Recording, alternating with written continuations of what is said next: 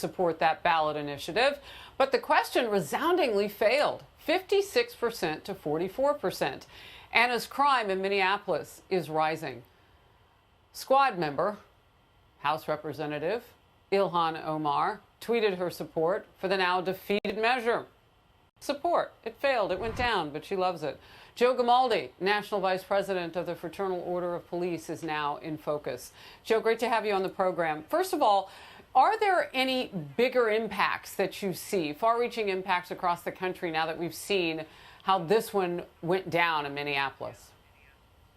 Well, I think what you saw really was a rebuke here of the public from the defund and dismantle the police department narrative that we've been seeing for quite some time here. And I mean, this is amidst a historic crime surge in Minneapolis. Murders are up 65% over the last 2 years there. And I think the public was just fed up with the radical agenda. And the impact is we're seeing this sentiment nationwide. A recent Pew Research poll said that only 23% of Black Americans actually support defunding the police department, and in fact, across wide swaths of people, across all demographics, no one supports this nonsense anymore. It's a complete loser, and it's about time people start abandoning this radical agenda. Yeah, you know, what you're saying there is that 77% of people of color, right, don't support it. Yes. How do you not listen to 77% of people? And Pew Research, by the way, I mean, that's not like some local poll that you took with 200 people. It's a big swath.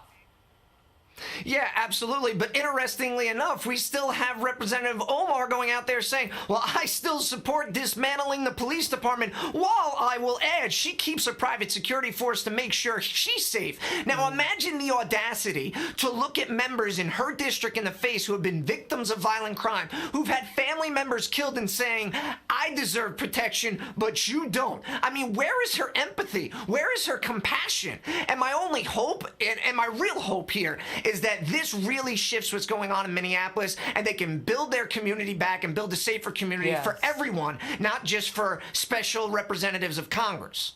So true. In Texas's liberal stronghold of Austin, people voted against a measure to hire more police officers. The vote comes as the city's homicide rate skyrocketed 88% in the past year after the Democrat-led city council slashed the police budget by more than 30%. The murder rate there now is the highest it's been in more than 20 years. So what do you think is happening there?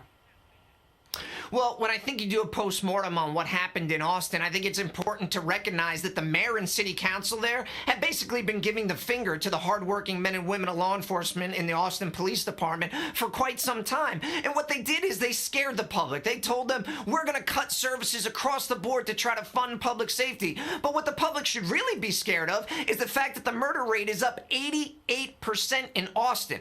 Austin was once a mecca for the arts and music, and now it's a dangerous community and that nobody even wants to walk through with their families. And if they truly cared about the community there, they would invest in law enforcement, because morale is in the tank. I just spoke to an Austin police officer last night. They've had 350 resignations and retirements in the last year. They've got another 250 people up here shortly to leave.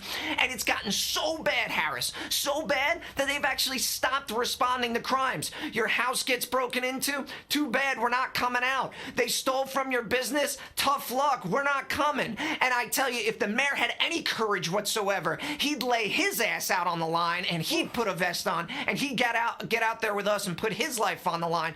But I won't hold my breath to see Mayor Adler out there. Wow. Look, you've been talking to the cops on the ground in Austin, and out of all of that, several things pop, but certainly this key issue. I wonder if the people of Austin are getting the real, true, raw story from that perspective. When you vote for no more cops, do they know the big numbers that you at the FOP just spit out about those who have left and who are leaving? It just, if you're fed one thing, you don't know what else is on the plate, and then you're asked to make a big decision like this. All right, Joe, we'll move to this. Of course, it's a nationwide issue. We know that. The Washington Examiner is calling out Seattle now for defunding its police, which has caused a retention emergency. Here it is in a quote. If you have an experience and skills, why would you work for a boss who hates you and deep down wants you gone? Why not just let the city council have anarchists run the whole city?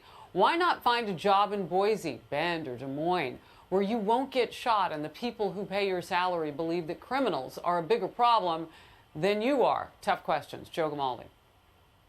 Yeah, you know, it's funny. They're leaving in droves from Seattle. Hundreds of officers have resigned and retired. And in fact, we kind of tried turning it over to the anarchists, didn't we? Anarchists, the CHOP. Remember how that ended? We had people getting raped and murdered inside of there, and we had militant groups take over that area. Didn't work out too well without police officers there. And that's why Seattle's now offering a $25,000 sign-on bonus for people to take that job. You can make it $250,000 because no one's going to take that job to be a police officer in Seattle. And that's why places like Florida and Governor DeSantis are giving $5,000 bonuses for officers to come to Florida and work. Wow. Real quickly, because you mentioned CHOP, and that became almost like a protected zone. In Seattle, a federal judge has just rejected a lawsuit by the Seattle mom of that 19-year-old who was gunned down in the CHOP protest zone in the summer of 2020. So you protect the criminals and you don't help the people who've been victimized. Real quickly, your last thought.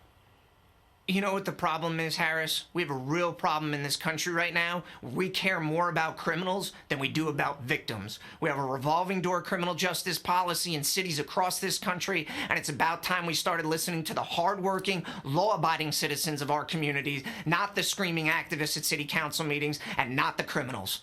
Wow. And if it's as dire as you lay out, we got to figure out how we got there. It's really important. Joe Gamaldi, thank you.